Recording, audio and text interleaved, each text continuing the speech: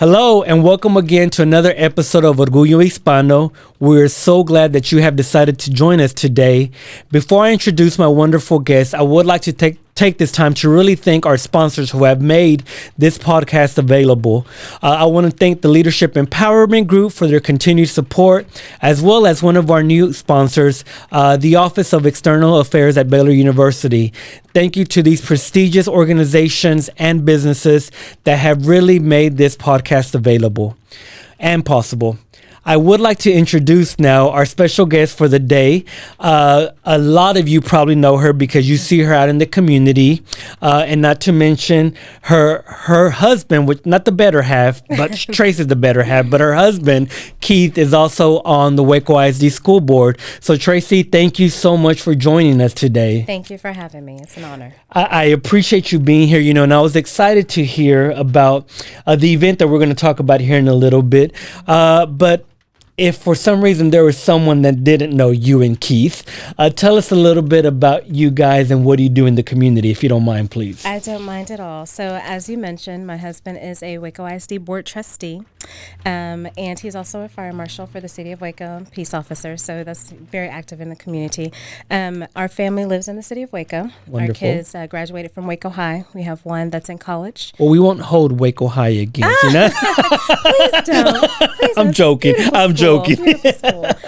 But yeah, so our older two graduated from Waco High, one in 2020 and one in 2021. Wonderful. They're now in college. One's at Prairie View and one's at UNT Arlington, doing fabulous. We're very proud of them. Love we also it. have a 9-year-old daughter, Summer, that's in the ninth grade, the fourth grade at Hillcrest PDS. Wonderful. So we're very advocate for Waco ISD schools and love Waco ISD schools. And we also have a few nonprofits that we do in the community. The main name for the nonprofit is Tell the World Ministries. But under that umbrella, we have Forever Young Scholarship Fund, where we give graduating high school seniors scholarships for their continuing education. Wonderful. Thank you. In memory and honor of Sakara Young that was killed due to tragically domestic killed. violence. Yes. And we also have Lit Waco, which is Literacy Intervention Team, and then it's Waco. And that's the literacy component of the nonprofit. So yeah, we're just a little busy. And not to mention, both of you have full-time jobs on top of that. We do. Raising a family. Mm-hmm.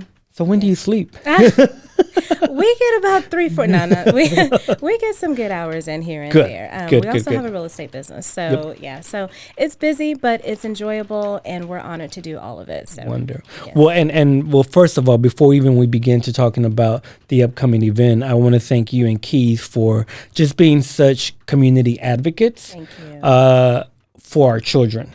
Being my wife and I products of Waco ISD, our kids are in Waco ISD. We believe in the school district in Waco ISD, and so we love it when we see adults and people and leaders in our community that are just such advocates for our babies. And so I really appreciate that part from you guys as well. Thank you. We appreciate that. Ma'am. But I know we are really here to talk about a cool event that is coming up in February. Yes. And if I'm not mistaken, I think you were telling me earlier, it's the first of its kind in Waco, possibly the first of its kind in the Central Texas area. Correct. Tell our audience the name of the event and what it is, please. It is called Syntax Teen Book Fest on the Brazos. Okay. It is a book fest. And so when people Which hear is different from a book fair. Book fair. Okay. Yes. So when you hear about a book fair, you think about tables being set out, hundreds of books, people coming in, looking at the books and kind of figure out, oh, okay, I'll buy this one and I'll read it, take it home, bam, you're done. A book fest is a lot more interactive than that, which is why we're so excited about it. We actually have the authors that wrote those books at this event. Yes. So not only will the students be able to come in and get a book, but they'll be able to read, shake hands, and talk to and question the authors that wrote the actual book. authors. Correct. That is amazing. Yes. And so there's a lot of different things that go on in a book fest. We're starting out with writing workshops, literary workshops.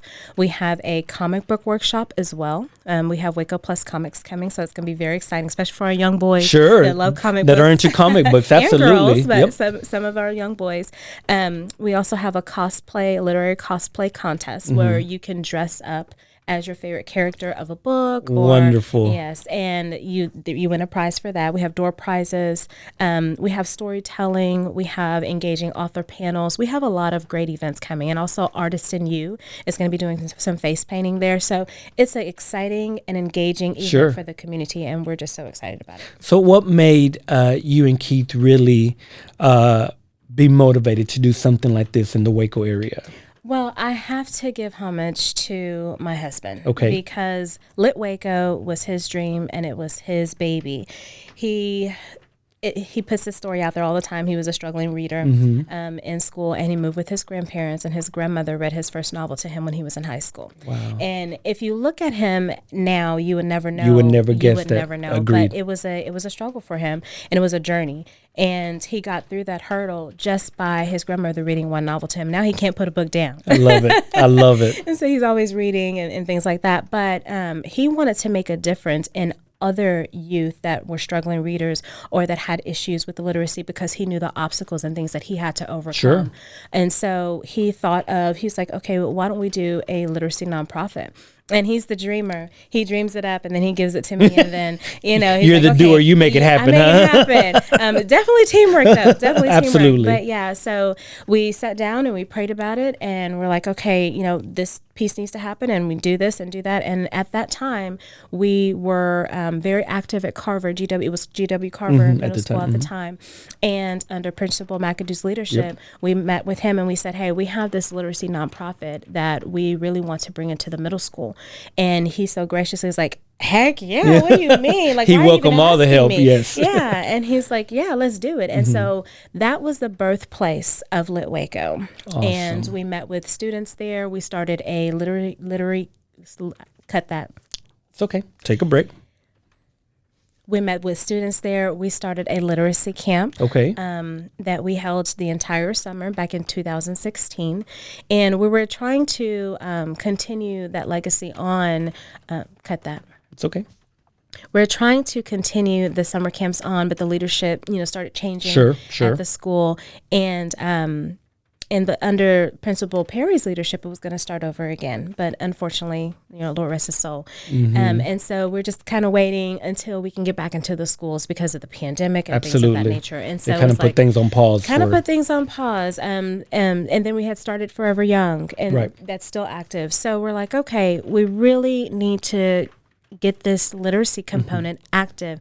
It's necessary. God gave it to us for a reason. Yes. And it's not just to do one, year and then put it under the table. And so we started thinking, and we're like, okay, we need to do a book fest. We're hearing a lot of our youth going to or trying to go out of town to a book fest. Why not have it here in our own backyard? Our own backyard. Yes, ma'am. And so I called one of my great best friends, Miracle Austin. She's a local author here. And I said, this is what we're thinking. And she's like, of course, let's do it. And they're like, okay. And it's like, again, we gave her that and she just took it and ran with it. And we've been planning it ever since.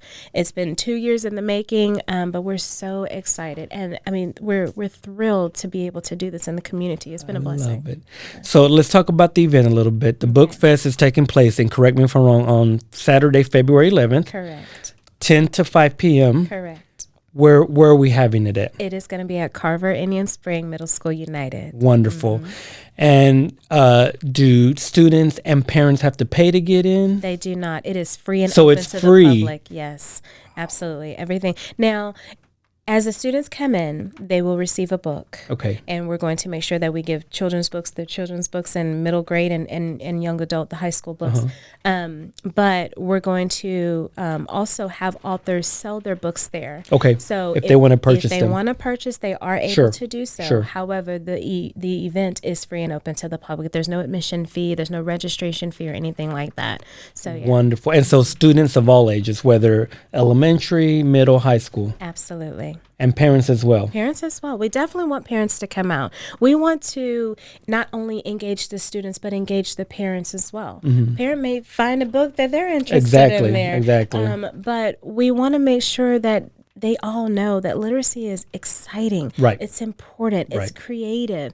It's not boring. Once you find that that topic that you interested in, it will really take off. So we're so excited about that. And Tracey, is it books of all types, whether it's fiction or sci-fi or absolutely anything? Okay, anything, yes. You know, we were talking earlier, and I think you said something very powerful that students today, especially our younger generation, they're so geared to, let me go for the iPad, or let me go for the video game, or let me get online for social media. And I think as a society, we can't blame the kids on this, but as a society, we've lost that love for reading, like an actual reading a book. And so hosting an event like this, I'm so excited that our kids will have the opportunity for them to say, this is actually really cool. I'm enjoying this. Yes, you know? Yes, and as they come in, when as I mentioned, they're going to be getting a book. So the goal is to start their library or continue their personal library. Sure. So, you know, some kids may not have access to just be able to keep a book. You know, and so that's what we're focusing on. It's like, okay, start their reading library or add to their reading library. So, and one of the things that I want to ask, will there be books of all types? So it's English and Spanish books as well? And if not, it's okay. I don't know. No worries. Then I want to ask. We won't include that in the recording, Allison. We'll go to the panel. Okay. No worries. Okay. I was like, oh, that's a good question. I don't know the answer to that. Tracey, one of the things that we were talking about earlier is that there will also be a panel of authors. Is that correct? Very diverse panel. So let's talk about that a little bit, the diversity of the panel that you're going to have there that day. Yes. So we looked at the demographics of not only our community, but the demographics of our students in our schools. Okay. And we said, okay, we want a very diverse author panel. So we have Hispanic authors, award-winning Hispanic authors, Latino authors. We have award-winning African-American authors, as well as Caucasian authors. So these are authors that are just saying, hey, I put out one book and showcase my book and I'm going to be there. Not at all. These are the real deal. The real deal, yes. Award-winning authors that are well-known, that have been to many different book fests around the country and that are personally invited to book fest. One of the authors, her name is DC Gomez, and she is an award-winning author with USA Today best-selling reading author. That is amazing. Yeah, so we're excited to have her. We also have Manuel Ruiz. He is another Latino author. And we also have Marcia Mickelson from Guatemala. And we also have Guadalupe McCall. She's another award-winning author. So, I love it. And that's just a brief synopsis of our panel. Sure. I mean, we have pause. I lost my train of thought. Don't worry about that. That's the beauty of it. We can edit this, so don't worry. Allison is great at editing. So, thank you, Allison. Love you, girl. Okay, so we can start. Okay, and so the cool thing I think about it is that students are going to be able to look at these authors and see themselves in that role. Absolutely. And I just think that is so powerful. It is. When, we talk about educators and teachers, that the students can see themselves in their educators and teachers and principals and school governing body, et cetera, things like that. But that goes beyond that. It goes with doctors and attorneys and authors. And so that are babies. And I say our babies because I have little ones, and I take it seriously that our community can see that there are people that look just like them in those roles. Right. And how cool is that? Absolutely. That's the beauty of this event. Yep. Yeah. And what are you hoping? What are you and Keith hoping to accomplish through this book fest? Number one, promoting literacy throughout our community and engaging the students in a way that they develop a love and excitement for it again. Sure. And see the creativity in it. And to also reach all youth. Right. And it definitely within our Waco ISD system. Sure. Just engaging them. We hope that a lot of students do come out and they're excited and they enjoy the event because it is going to be an annual event. This is the first. There you go. That's what I wanted to hear. It's an annual event. Yes. It is an annual event. This Wonderful. is the very first one, but it's definitely an annual event. So we're excited. And then as far as you said Waco ISD students, but is it just for Waco ISD students or is it open to any student in the area? It's open to any student in the area and beyond. Okay. Yeah, we want to target our Waco ISD students. Sure. However, it is open to any area. And it's free for anyone. It is free for anyone that walks through those doors. Wonderful. And then one more thing I'm going to ask you is, as parents bring their students to the book fest, what is the message that you hope that the parents will grasp through this book fest? That's a good question. I would have to focus just on how important literacy is. Sure. I would have to focus on that, and how important, but how exciting and fun it could be. Right. And to go back to the basics. Like, I remember when I was growing up, I'm going to tell my age a little bit, but I remember when I was growing up, I didn't have any access to electronics. We didn't have a computer. Correct. There was no iPhone, there was no iPad. Those things hadn't even been invented, maybe thought of, but not invented yet. And it was going outside, playing with friends, getting that that part, but also reading. Yes. And that's what we hope that our youth go back to. Reading it opens up so many avenues and so many doors when you can read, understand, comprehend.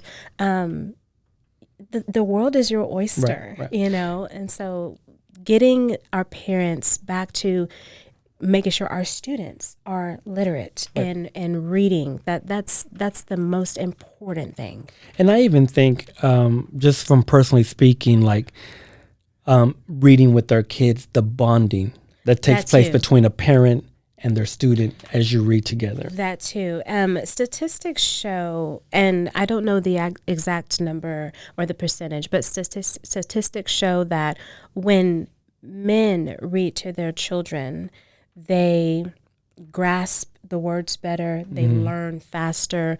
You hear that, daddies? Yes, and it was so shocking to me because as a mother, you would think, it's it's mom's reading. The nurturing mom. It is not. It's the father's reading. Wow, I didn't know that. Yes, it is amazing. It is. And so my daughter started out reading with her father in the womb.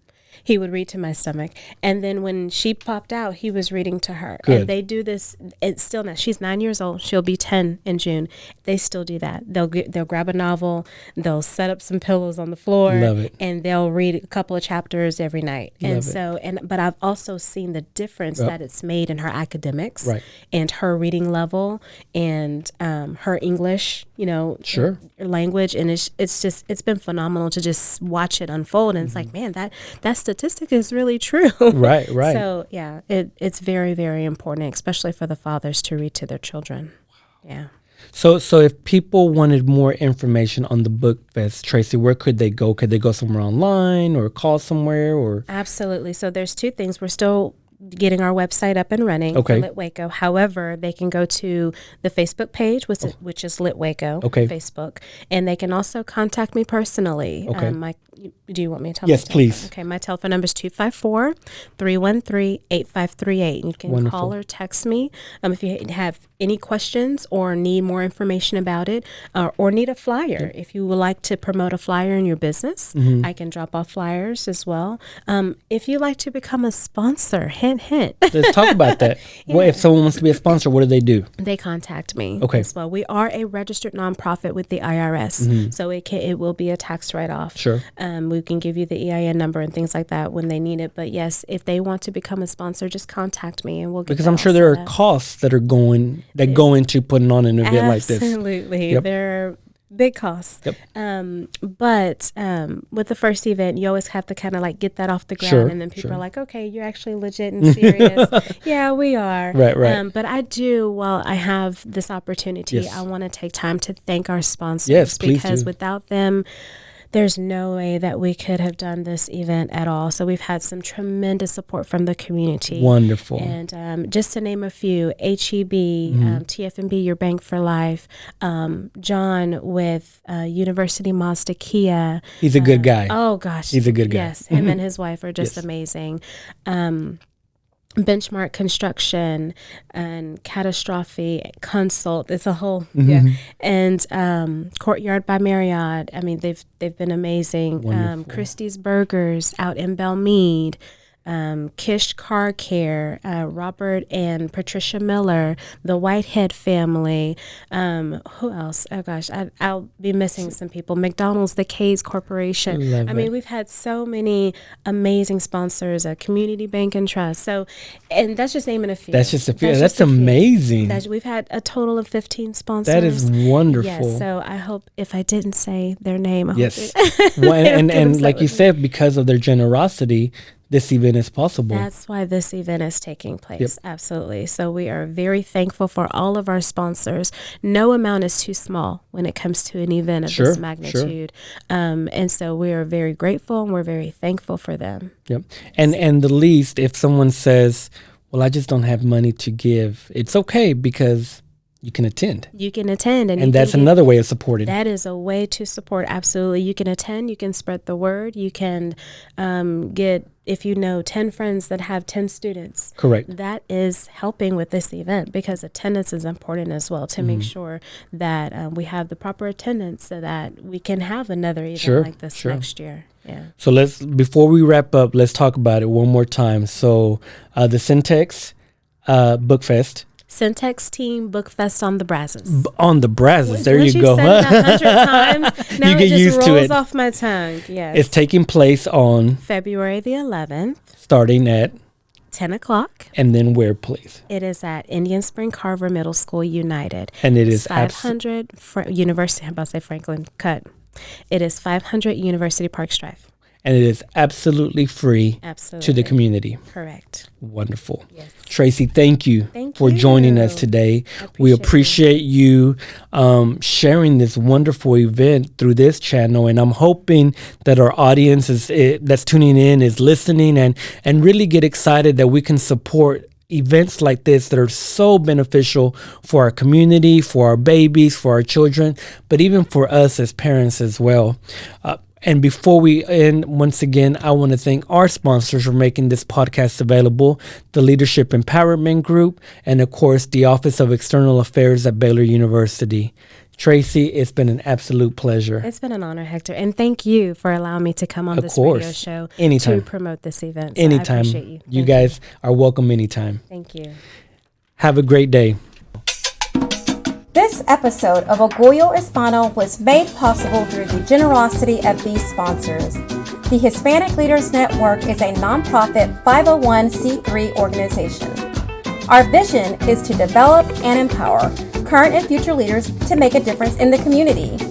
To sponsor a future Orgullo Hispano podcast episode, email hlnwaco@hln-waco.org or visit the HLN website at www.hlnwaco.org.